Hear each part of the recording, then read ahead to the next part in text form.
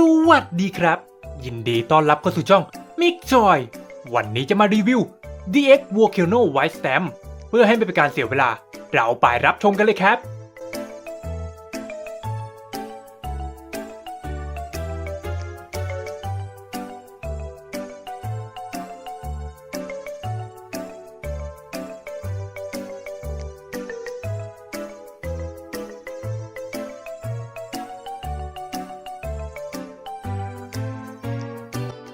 มาดูในส่วนของเจ้า Volcano กันครับ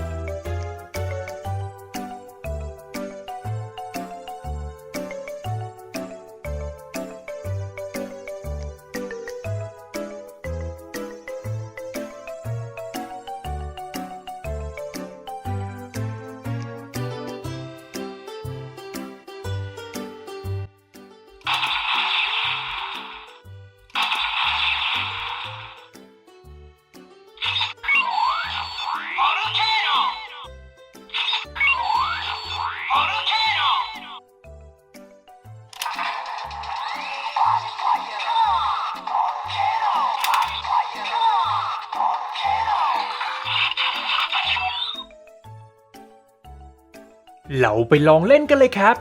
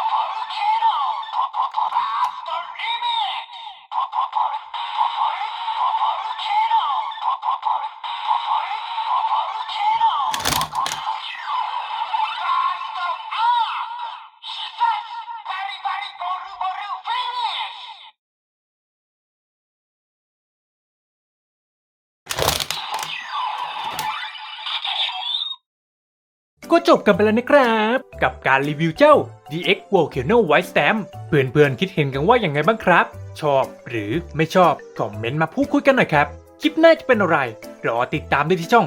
Mix Toy นะครับสำหรับวันนี้ สวัสดีครับ